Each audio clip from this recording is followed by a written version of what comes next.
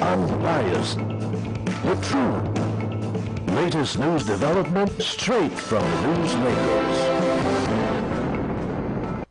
Well, mga kaibigan, we are back once again. Back to where the action is ang ating guest for the day. Narito mga kaibigan si Comelec Director James Jimenez. Welcome po rito sa ating palantunan, Director. Maraming salamat po sa pag-imbita niyo sa akin. And meron po tayong breaking news mga kaibigan. Ito po ay very timely at dapat malaman ng sabay ng Pilipino na postpone ang eleksyon ng barangay at ng SK. Totoo po yan. Medyo matagal na nating inaantabayanan yung balita, no? Kung matutuloy ba o mapopostpone yung halalan. Partikular dahil nga maagang nailabas din yung mga resolusyon ng Senado at ng House of Representatives. Pero ang balita natin kagabi ay pinirmahan na daw po ng Presidente yung susog, yung bill na nagpo-postpone ng elections. Ibig sabihin magiging batas na ito. Meron lang publication requirement pero dahil nga napirmahan na, sure na yan, ano? So, ang mangyayari, postpone yung halalan and the COMELEC will have to issue the resolutions that are necessary to basically take down all of the preparations. In the meantime, ang concern ng COMELEC ay mapaalam sa publiko at sa mga partners nito sa paghahanda para sa eleksyon na postponed na po yung halalan. Mahalaga dito dahil syempre nagsimula na yung gun ban. Nagsimula na yung prohibition on appointment of civil service employees. Nagsimula na yung prohibition ng paggagastos ng public fund. So, lahat yan i-roll back natin, ika nga. Ibabalik natin. Hindi naman din ora-orada mangyayari yan, but maglalabas po ng resolution ang COMELEC. Pero wala pa ho ngayon hawak black and white, Director? Ang pagkakaintindi ko po, ang information sa amin is tinatransmit na. So, dadali na yan sa opisina namin. So we will be able to receive it within the day. Pero alam niyo naman, Sir Ray, sa sobrang bilis ng komunikasyon ngayon, if you have good information from unimpeachable sources, that's pretty much enough to act on, no? But again, dahil napakahalaga nitong usaping ito, talagang hinintay namin hanggang sa ma-confirm namin na napirmahan na ng Presidente yung batas. Katunayan, Director, pag-uusapan po natin ang hinggil po rito sa preparasyon ng COMELEC. Alam mo nyo, very exciting ito sa panig po ng COMELEC. Dahil parang tumutuloy po sila sa alambre. Hindi lang malaman kung matutuloy o hindi matutuloy. In retrospect, Director, nung ideklara po ang mga checkpoints, ang gun ban, maraming nahuli, ha? Opo, not to mention, yung grupo ng mga armadong nagpakilalang mga anti-communism League of the Philippines na tumapat dito sa the other night lamang po ito, early morning I should say, last Monday, dito po sa Campo Crame. Sabi ko, paano makapagdala ng mga high-powered guns sa mga ito? Merong gun ban. Yung gun ban nagsimula yan midnight, no? 12:01 ng October 1. So dapat kung naglabas pa sila ng armas nung panahon after that, may problema na po yan, no? Pasok na sila doon sa pagbabawal. 1 year to 6 years. 1 year to 6 years ang penalty dyan. Not to mention the fact that if the PNP chief sees enough reason, pwede niyang ikansela yung inyong lisensya to begin with. Let's be very clear. Yung atin pong gun ban exemption is not a license to possess, no? Parang ano lang yan, kapalit lang yan ng permit to carry. So yung gun ban, nangangailangan niya ng valid license to possess, license to own. Ngayon, kung nagkaroon ka ng gun ban violation, hindi ka lang lumabag doon sa gun ban, which is an election offense, like you said, 1 to 6 years, maari pa kayong matanggalan ng mismong lisensya. So yung mismong lisensya, iba pang krimen yan. So medyo hindi po minamaliit ang gun ban dapat, ano? But again, dahil nga napirma na ng Presidente, now we're at a sort of very interesting crossroads. Ang tanong po ngayon, Sir Ray, is teka, nahuli ako nung gun ban, tapos wala nang eleksyon, so ibig ba sabihin, libre na ako? So, yan may gray area yan. May gray area na ngayon. Sapagkat kayo ng umaga lang ho, meron nung nangyaring insidente na naman sa Muntinlupa, meron binaril na 2 kabataan. Sabi ko, gun ban, wala pang announcement ng cancellation ng halalan, nakapagdadala ng baril. Yun na nga po ang isa sa mga teorya. Dalawa basically ang teorya dyan. Ano? Una, dahil nga na-postpone na, dapat wala ng kasalanan lahat ng tao. Pangalawa, sinasabi naman ng COMELEC, teka, nung nahuli ka, valid law yan. Yes. Krimen yung ginagawa mo. So, yun ngayon ang very interesting na titingnan natin kung paano mariresolba. But again, doon sa mga enforcers ng gun ban natin, medyo dapat po tayong magbantay sa mga announcements ng COMELEC over the next few hours kasi magpapalabas kami ng mga resolution na nagsasabi kung paano tayo uusad from this point. Yes. What's important is that malinaw na sa atin na mapopospone na yung barangay na napirmahan na nga ng presidente. Hinihintay na lang natin, Sir Ray, yung publication. Hold over po ba ito? Hold over po ang mangyayari. Hold over provision. That's right. Na yung mga nakaupo ang sila magpapatuloy hanggang next year. That's right. So basically, ang sinasabi ng batas is that the incumbents, yung mga nakaupong mga barangay officials, ay mananatili sa pwesto hanggat hindi na-elect yung kanilang mga kapalit. Yes. So yun po ang magiging holdover na sinasabi natin, holdover capacity sila. I'm sure nagbubunyi ang mga incumbent na barangay officials. Curious lang ako, meron bang nag-apply ng permit to carry sa COMELEC considering na nung nakalipas na ilang araw Actually, meron po, pero meron mostly din, institutional. Okay. No? So yung mga security agencies, yung mga security forces, yan yung mga nag-apply. And pangkaraniwan naman sila yung nauuna kasi nga hindi naman sila pwedeng dumaan ng 1 o 2 araw na walang armas habang nakaposte sila, no? Pero yung as far as the individuals are concerned, napaka-minimal po. Kasama nito nakalipas na ilang araw ang hinggil doon sa dito sa repair, maintenance, and construction ng mga bridges and roads. That's right. May ban tayo nito nakalipas sa ilang araw. Paano po ngayon ang handling dyan? For the most part, yung mga government projects na ganyan, kapag nasimulan before the ban, maari magtutuloy yan. No? Ang bawal is basically to initiate new projects. But for those that have been affected, sila yung mapaprioritize sa pag-i-inform natin na tuloy na sila ngayon. No? And especially those that require them to draw money from government coffers, then they will be the ones who will be prioritized so that matuloy kagad yung trabaho. We don't want to stand in the way of infrastructure development also. Pagdating naman po roon sa supposedly technicalities are supposed, sabagay nabanggit na ho rin yun na nalagdaan na ng ating Pangulo. Dahil nagbibilang ako, sabi ko, October 23 ang eleksyon, Monday, paano ito kung lagdaan ng Pangulo? Bibilangin pa ba ang required na 15 days at saka official gazette na nakasama po sa batas para mag-take effect yung bill? Yun po yung pangkaraniwang proseso, no? Meron tayong sinasabing 15-day publication period. But then again, ang nakasaad po sa batas is that it will take effect upon publication. So, ibig sabihin, yung publication requirement masusunod, ang babaguhin lang yung period for publication. And I believe that the law itself says upon publication. Ibig sabihin, kung mai-publish ito sa dyaryo bukas, then effective na siya bukas. So, wala tayong issue doon sa technicality na gaano katagal siyang na-i-publish. No? So, again, for all intents and purposes, cancel na po yung ating barangay elections. Kaya cancel na rin ho, mga kaibigan, officially yung inyong intention na mag-file ng Certificate of Candidacy sapagkat bukas dapat yan. Yun ang pinakamagandang nangyari, Sir Ray. Kasi ang problema noon, ang filing of Certificate of Candidacy, ang mangyari niyan, pag nag-file ka at ikay appointed official, tanggal ka sa trabaho. Automatically deemed resigned. Wala ka nang gagawin, wala ka nang apila, resigned ka na pag nag-file ka. Ang mangyari sana, kung nag-file ka, tapos na-postpone yung elections, abay jobless ka na, hindi ka pa kandidato. So that was a very, very thorny issue for us. No? I mean, it doesn't affect COMELEC per se, but syempre, iniisip din natin yung mga tatakbo. Nagdadalawang isip sila kung magpa-file sila or kawawa naman sila pag nag-file kasi mawalan sila ng trabaho. Naiwasan na po yun, salamat sa pagpirma ni Presidente doon sa batas bago pa magsimula yung filing ng Certificate of Candidacy, which, as you said, would have started tomorrow, October 5. Yes.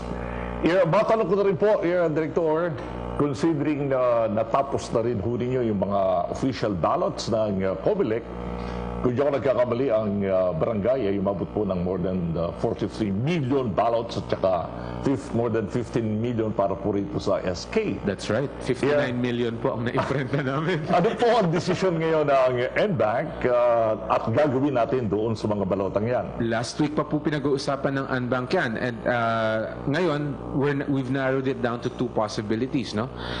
Una, there is a school of thought that says pwede pang gamitin yan sa May 2018 kung kailan mapupuspone na yung barangay elections. Kailangan lamang gawin, ayon sa teorya na ito, na maglabas ng resolusyon ang COMELEC na nagsasabi na yung mga balota na inimprenta at may petsa ng October 23, 2017 ay valid ballots para sa May 2018 barangay elections. Ibig sabihin, ang majority nung 59 million magagamit natin. Okay? But then again, there's another theory that says na very specific ang batas, kailangan tamang petsa ang nakalagay sa balota.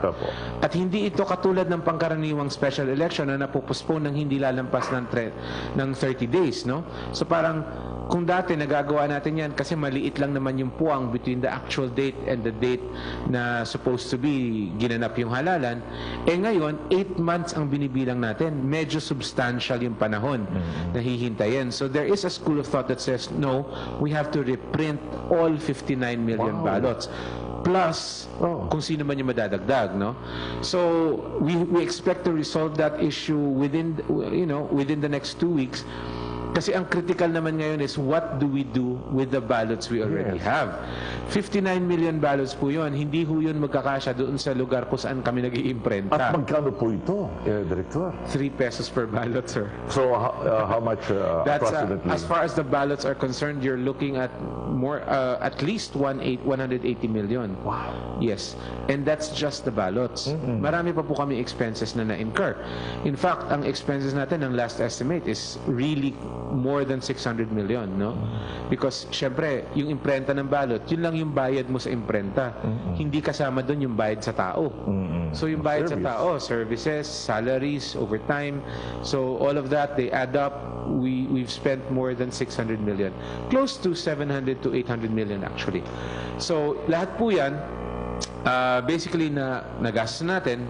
But on the other hand, and this is something that has to be said also, kung tinuloy natin yan, ang barangay elections, then we would have spent close to 7 billion also. No? So parang there is that argument that, you lose a little, but you save a lot more than what you lost. No? And again, sinasabi naman ng presidente natin at ng Kamara na may mga dahilan para ma-postpone talaga itong halalan. Hindi ba applicable yung norm na kapag ka hindi nagamit ang budget for a year, balik sa treasury at... Ordinarily, ganun po, no? But para dito sa barangay elections, ang sinasabi is that kung ano yung perang ibinigay sa amin for the barangay elections, mananatili sa COMELEC para gamitin sa susunod na kung kailan man siya na-postpone. And this has been done since 2016 kung saan unang na-postpone yung barangay elections. So, yung pera noon, carry over sa ngayon, yun sana gagamitin, kaya wala tayong extra na appropriation. And then ngayon, mukhang ganun na mangyayari. So yung perang supposed to be ginagamit natin para sa 2017 elections, malamang yun din ang gagamitin natin para sa 2018 without it having to revert to the treasury. What about yung alternative na pwedeng stickering or paggamit po ng liquid eraser?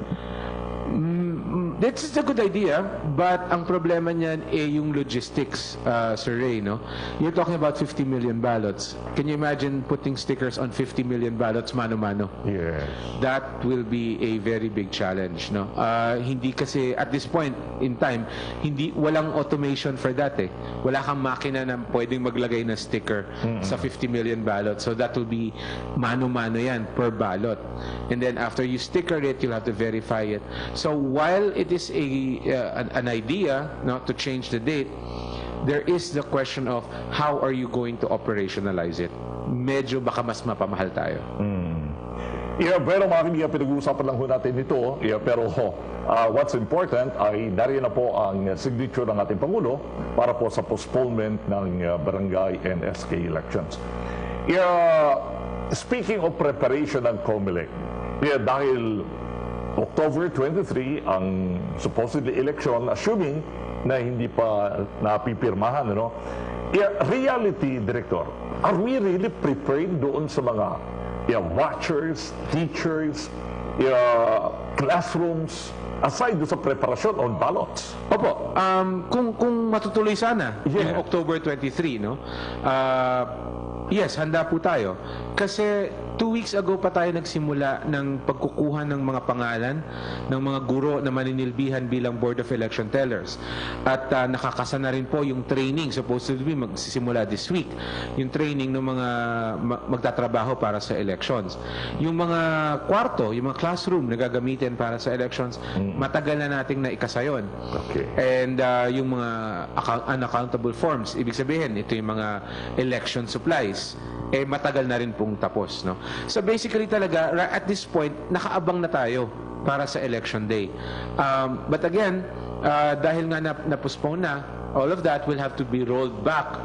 And wherever possible, kung ano yung nahanda ngayon, ikakarga natin para doon sa May 2018 na panibagong petsa ng barangay elections. Sasamantali na natin pagkakataon, Direktor. Total, narito po kayo, no? Degradation ng konti sa pinag-uusapan natin mano-mano sapagkat ang barangay tsaka SK elections, mga kaibigan, ay mano-mano. Mano-mano po yan. Oo, at tsaka pinipirmahan ito. Is there a chance na muling bumalik ang Smartmatic para doon sa kanilang machine after ng controversy at mainit na issues pinag-uusapan tungkol sa kanila? Bago niyo sagutin yan, Direktor, we'll be right back. Makalipas lang po ng ilang paalala. Stay tuned. Insider Exclusive will be right back.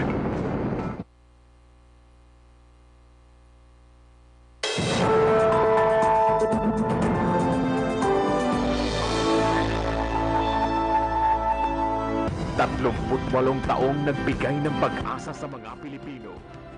Tumugon, tumulong, tumamay. Ang programang naghandog ng hindi matawarang serbisyo sa bayan. Muling magbabalik himpapawid na. Kasama sina Emily Katigba at William Theo. Damayan ngayon. Abangan ngayong Oktubre. Dito lang sa PTV.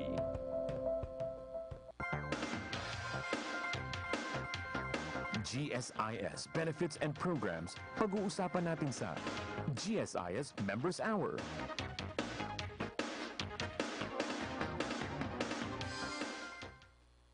Kung may reklamo ka,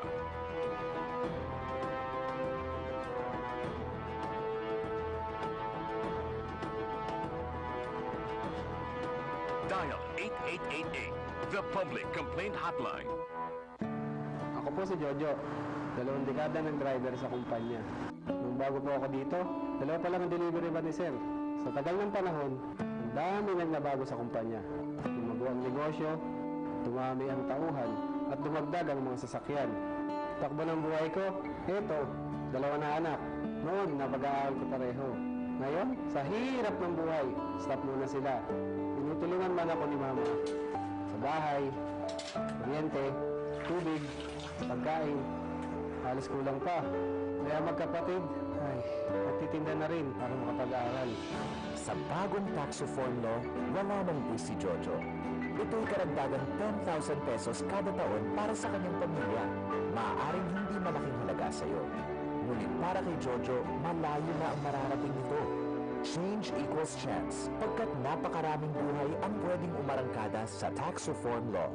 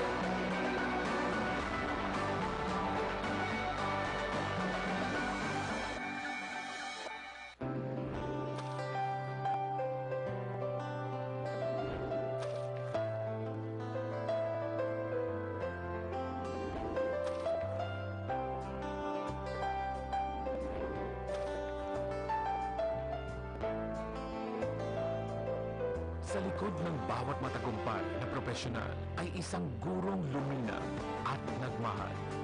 Saludo ang PTV sa mga gurong Pilipinong nag-alay ng husay, kaalaman at dedikasyon para sa bayan.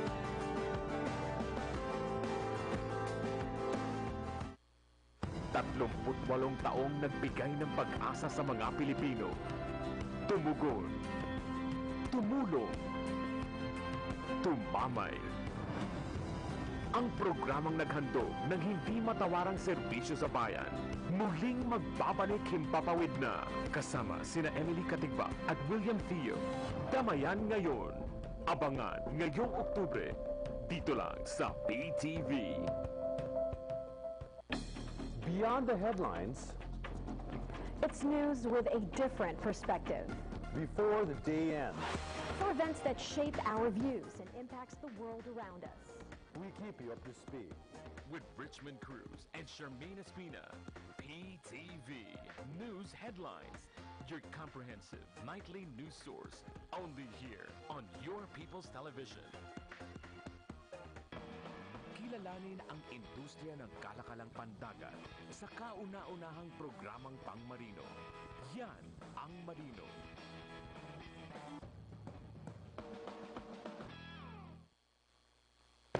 Welcome back to Insider Exclusive. We're back once again, mga kinigan, dito po sa ating Insider Exclusive na napapakinggan sa mga po ng DCRJ 18 kHz and Converge. Yan. Experience better with Converge. Balikan natin once again, mga kinigan, si Comelec Director James Jimenez.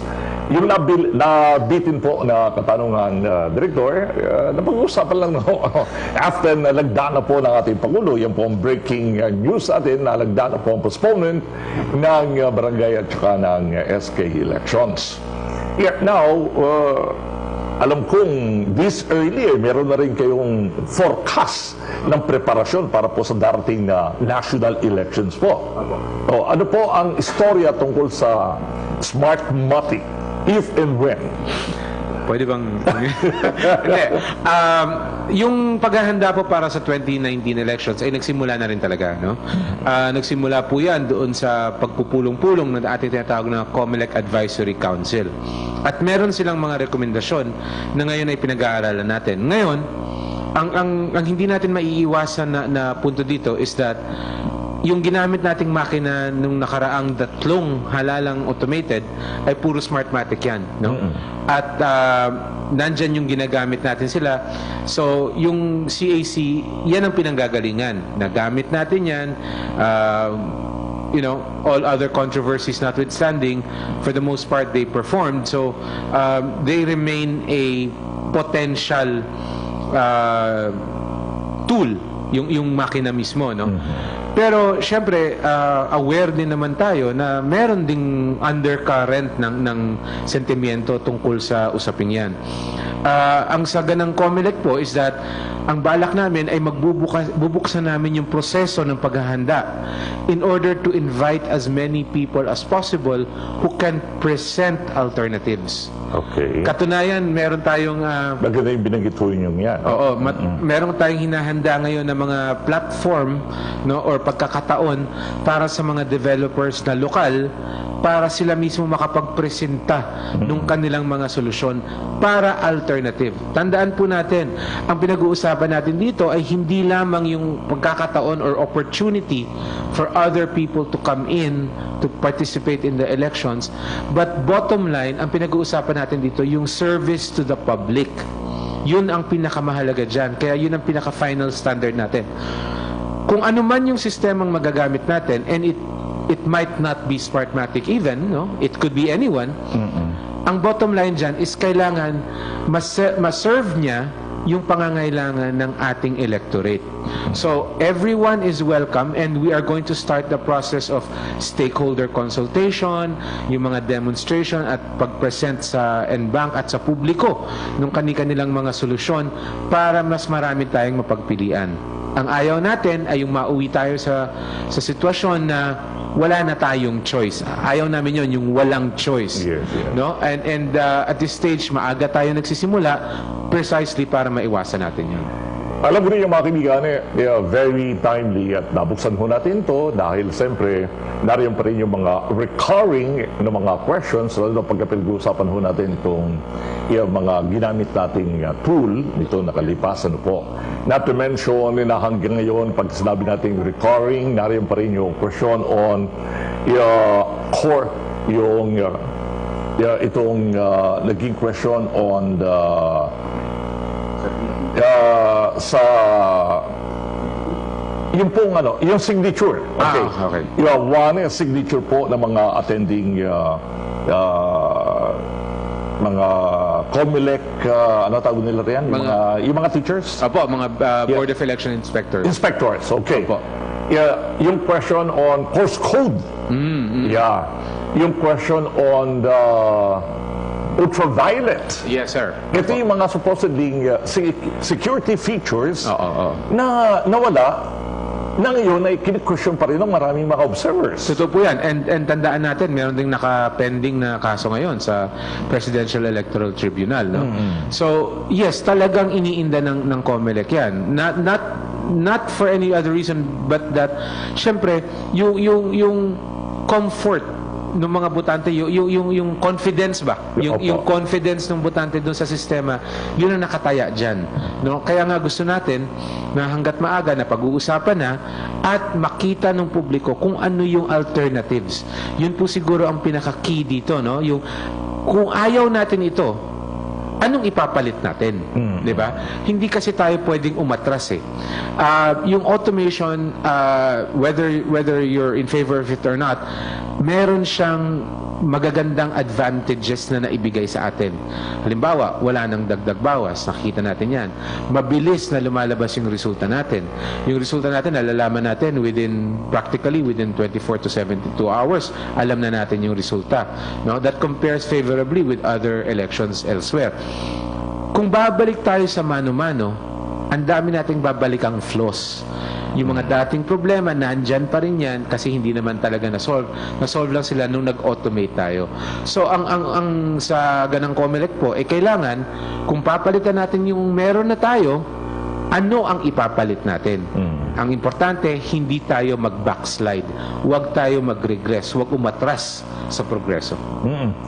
Yeah, pero klaro po ba, Director, na ang kontrata at commitment nitong Smartmatic ay per election lang? Tama po. Walang blanket na pinag-uusapan lahat ng darating na mga elections. Mula 2010 hanggang 2016, tuwing gagamit tayo ng Smartmatic, meron pong bidding na nagaganap. So, ibig sabihin, nagkakaroon ng pagkakataon na lumahok ang ibang supplier. It's just that, up to this point, ang talagang seryosong lumalahok puro foreign. Puro foreign. Ano? Ang gusto ng CAC at agree naman ng COMELEC dyan na panahon na para bigyan naman ng puwang yung local, yung homegrown, yung lokal na teknolohiya dahil napakalaki po ng talento ng Pilipino, particular sa IT, no? Sa information technology. And it's really time for them to get a crack at this. Ang importante lang, again, ulitin ko lang, ang importante lang yung resulta. Kasi ang resulta dito, ang purpose ng automated elections is not to give everyone a chance, but to give the public good elections. Now, who's gonna give the good elections? That's an open question. It could be a foreign entity or it could be a local entity. So yun ang magandang pagkakataon ngayon. Incidental lang, Sige po. Director, dahil ang pinag-uusapan natin COMELEC, pinag-uusapan natin trabaho rito, hindi ba kayo nangamba noong for a while na nagkaroon ng controversy kay Commissioner? I wouldn't also, you're in a position to react and answer that. Dahil kasi pinag-uusapan natin yung preparasyon natin dyan sa, nung hindi pa nalalagda ng ating Pangulo, preparasyon dito sa SK at saka rito sa barangay elections. And future preparation as well. Dahil mismo mga kasamahan po ninyo, mga commissioner din ang nagsasuggest doon kay kay chairman na mag-leave of absence muna. For a while ba, revisiting the past. Opo. And that's just a very recent past, no? It's Yes. just a few weeks lang, no? Nung lumabas yung balita, talagang maraming nagulat, no? I don't think anyone expected things to take that turn, no? Particular yung paglalabas. Ikaklaro ko lang sa ating televiewers at saka sa mga nakikinig sa radio na insider, mga kaibigan, pinakinggan ko ninyo. And this information is coming from an insider. Yung po kinaklaro ho namin dahil importante yan, insider exclusive na normally hindi lang nakukuha sa mga outlet ng mainstream media. Yun nga po pangalan ng programa. Insider. Yes. Insider po. So yes, I suppose I qualify as an insider. When the news came out, nung unang lumabas yung balita, particular yung mga akusasyon ni Mrs. Bautista, no? Syempre marami nagulat. At to a certain extent, marami nangamba. Anong epekto nito sa trabaho ng COMELEC? Pero from the very beginning naman din, nilinaw ng chairman natin na hiwalay ito sa trabaho natin. Hiwalay ito sa trabaho ko bilang chairman. At dahil doon, yung mga proseso na gumugulong at that time, particular yung paghahanda para sa barangay elections, ay hindi pinayagan ng ibang commissioner na maapektuhan. So habang iniinda ni chairman yung mga batikos sa kanya personally, patuloy po yung trabaho natin, no? Tuloy yung trabaho ng COMELEC, tuloy yung paghahanda, particular sa field, particular doon sa mga iba't ibang aspeto ng barangay elections. Siguro maganda rin na nangyari yon habang kasagsagan na paghahanda ng barangay elections kasi hindi na nagkaroon ng pagkakataon ang karamihan na mag-isip ng ibang bagay, no? Nakatutok sa barangay elections, no? So yung problema ni chairman, yung naging isyong kinaharap niya, basically hinarap niya on his own, no? And I think that's the way he wanted it anyway, na kasi laban niya yun, di ba? Those were accusations against him. Yung parte ng mga akusasyon na medyo dinadawit yung COMELEC, yung mga akusasyon na walang credibility ang halalan, etc. To be honest, Sir Ray, those accusations have been around for a long time. No, parang hindi pa ako tiga COMELEC, sinasabi na hindi mapagkakatiwala ng COMELEC. And ang response ng COMELEC dyan has never changed. Ang response po ng COMELEC dyan is always, let's do our job, and then let's show them through our actions na walang basihan yung pangamba, no? So yun po yung naging tema ng trabaho ng COMELEC even during that period na humaharap sa impeachment si chairman. And in fact, si chairman, very open siya about it. Pinag-uusapan niya with the commissioners and nag-uusap talaga sila about yung kanyang pinagdadaanan, no? And humingi siya ng pagkakataon na pag-isipan kung magre-resign siya o hindi.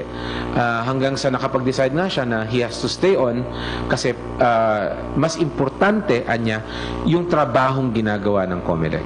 Pero so, naging ibang istorya kung natuloy yung impeachment, ano po?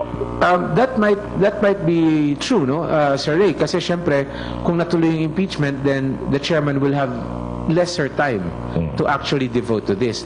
But the thing is, kapag nangyari naman yon, hindi lang naman din si chairman na nagpapatakbo ng halalan. Opo. Meron tayong 6 na commissioners who are very capable, no? And there's never been any doubt na even if the chairman had to go on leave, kaya ng commissioners. Ang mag-iiba siguro is the question whether or not the chairman would have gone on leave. Okay. But since hindi nga siya na-impeach, medyo wala na. Moot na yung usapin niya. Okay. Yeah, one last area of concern, Director.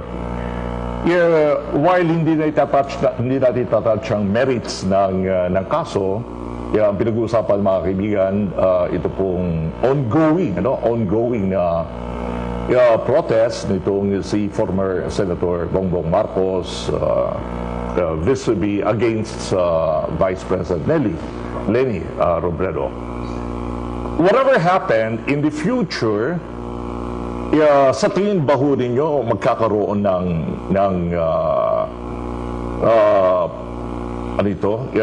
question sa credibility ng halalan, credibility maybe ng process na ginagamit po natin dito sa COMELEC, lalo na kung matatouch yung mga sensitive and critical areas na ni-raise po nila involving machines na ginagamit natin every elections. Apo. Ang sa tingin ko at ang may pagmamalaki kong maganda sa COMELEC, partikular sa komposisyon ng ating komisyon, is that hindi natin hinihintay yung final outcome nung protesta, no? Whatever the final outcome of the protest is, has to be met when it happens, no? So pag sinabing ganito, dapat mag-react tayo doon. Pero the mere fact po na bringing up yung mga issues na yan, nagbago na rin yung landscape sa loob ng komisyon. Dahil merong nag-bring up ng ganyang mga question, ibig sabihin, isang area yan na dapat tuunan ng pansin ng COMELEC. Kung merong duda sa kahit anong ginawa namin in the past, whether or not tama yung pagdududa na yon, or may basihan, or nagkataon na talagang totoo nga yung akusasyon, the fact is na nagkaroon ng pagduda is already something that needs to be addressed. Dapat, pati duda, mabura. Correct. Hindi lamang hindi bastante or hindi enough na walang nangyaring masama. Kailangan walang pagdududa. So dun pa lang inaayos na natin yan. Nagre-responde na tayo. Kaya nga po yung paghahanda natin para sa 2019 elections takes into consideration the allegations being put forward by those who are unhappy with the results of the last elections. Ang ibig sabihin, kung may pagdududa silang nire-raise ngayon, gusto natin na sa paghahanda natin doon sa susunod na halalan, wala nang puwang para pumasok yung pagdududa na yon. So kung ano yung sinasabi nila, dapat ganito ang ginawa, sinisikap natin na ginagawa nga natin para mawala na yung space for doubt. Pero marinig ka, napakaganda po ng mga binitawan rito ni Director at ito po ay can enlighten yung mga doubts ng ilan nating hanggang ngayon po ay meron pa rin pong agam-agam sa kanilang kaisipan. So, nais lang natin ulitin mga kaibigan na nalagdanan ng ating Pangulo ang postponement ng elections and holdover provision ay naroon na rin po, kaya itong mga kasalukuyan nakaupo ngayon, sila po ang magpapatuloy na hanggang next year. But second time na po ito, Director, na postponement. Pangalawang postponement na po ito. Meron po bang umaabot sa inyo mga concern? At nagtatanong, meron po bang pangatlo o pang-apat? Meron namang nagsasabi na sigurado na ba na matutuloy ng 2018? Ang katunayan po dyan, ang totoo dyan is that hindi talaga tayo sigurado, no? Yung batas na nag-i-schedule ng barangay elections ay isang batas. Hindi siya part ng Constitution. Ibig sabihin, sabi ng Korte Suprema, kung batas yan, pwedeng palitan yan. So hindi natin magagarantiya ngayon na pagdating ng May 2018 or 2018 in general, no? Enero, sabihin mo na, hindi natin matatanggal yung posibilidad na baka may magpanukala na naman ng postponement. So it is possible. Ang sa atin lang is that when that happens, then we will respond appropriately also, no? Maidagdag ko lang, Sir Ray, and it is very important, and this is probably the first time we're going to announce this.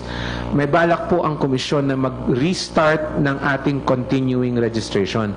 Ibig sabihin, kung hindi kayo nakahabol sa registration last July, may pagkakataon po kayo ngayon na magparehistro bilang botante para sa darating na May 2018 elections. Tinitingnan po natin start date niyan is November. Sa simula ng November. So please stay tuned for announcements for the details that we will provide you to follow. Aside po dun sa main office, meron po ba tayo mga areas na pwede nila puntahan eventually sa registration? Opo, ang registration po ay nagaganap sa bawat city and municipality at meron tayong provision dun sa ating regulations at sa ating rules na dapat yung mga field offices natin, halimbawa, yung opisina ng District 1 Quezon City, ganyan, District 2 Quezon City, lahat yan, merong kanya-kanyang opisina eh. Kailangan magsagawa ng tinatawag nating satellite registration. Ibig sabihin, dapat dalhin yung registration mas malapit sa publiko para hindi na sila kailangan pumunta sa opisina. Pangkaraniwan po, ang registration ay nagaganap sa City Hall area kasi ang LGU ang nagbibigay ng opisina sa COMELEC, so doon po pangkaraniwang nagaganap yung ating registration. Although, ang tabayanan ninyo, baka sa inyong mga barangay, magkaroon din kami ng mga satellite registration. So, since dinagdanan na natin Pangulo, wala na ang gun ban, will you announce officially na lifted na rin ang mga checkpoints? We will. Except sa Marawi. Except sa areas na covered po ng martial law. No? Opo. Kasi yung martial law area sa Mindanao, hindi natin ginalaw talaga yan. No? Merong ibang set ng regulations yan, particular sa usaping firearms. Pero sa Luzon and Visayas, definitely mag-a-announce po tayo na ililift natin yung mga checkpoints para kung mag-checkpoint man sila, then it will not be a COMELEC checkpoint anymore. Ayun. Okay. So, I suppose, nakihimay na natin na gusto ang lahat na dapat natin malaman as far as COMELEC is concerned and as far as the election is concerned. And final words na po tayo, Director, bago tayo tuluyang magpaalam po sa ating mga televiewers at hindi po sa ating mga listeners sa radio. Una-una, nagpapasalamat po ang COMELEC sa inyo, Sir Ray, no, for guesting us here.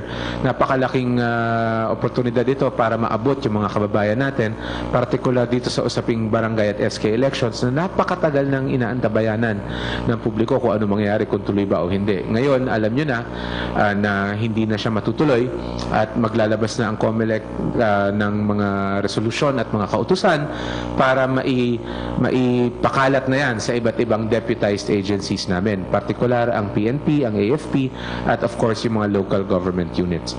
So, ulit po, nagpapasalamat po ako sa inyo on a personal level at tandaan po natin, ang halala natin ay maaring matuloy ng May 2018. So, patuloy lang tayo ng pagmamonitor ng developments dito para malaman naman ninyo kung kailan yung start ng registration. Kung kayo ay rehistrado na dati, hindi na kailangan, pero kung kayo ay halimbawa SK, nagparehistro kayo 15 to 17, tapos ngayon 18 na kayo, kailangan na po kayo magparehistro sa regular na registration natin.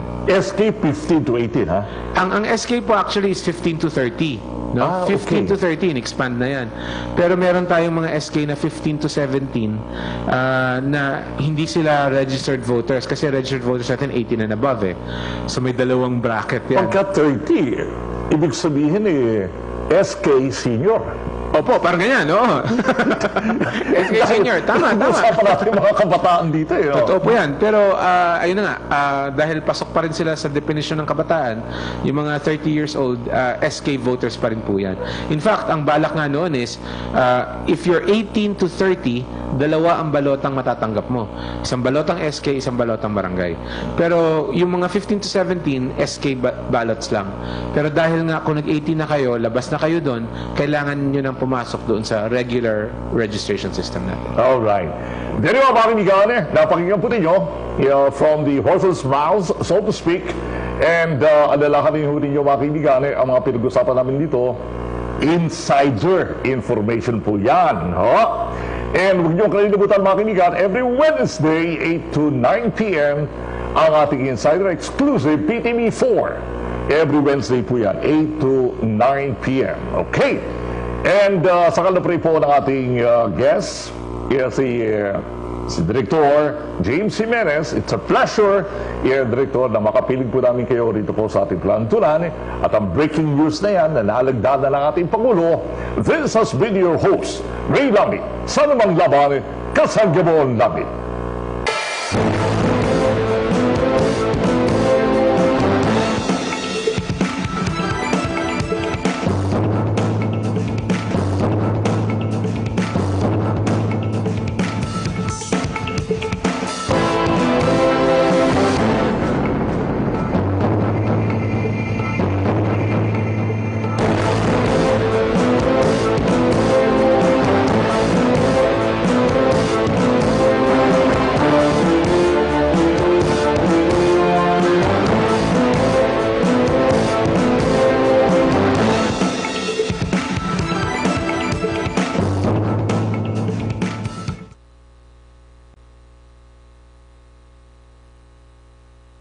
Bawat.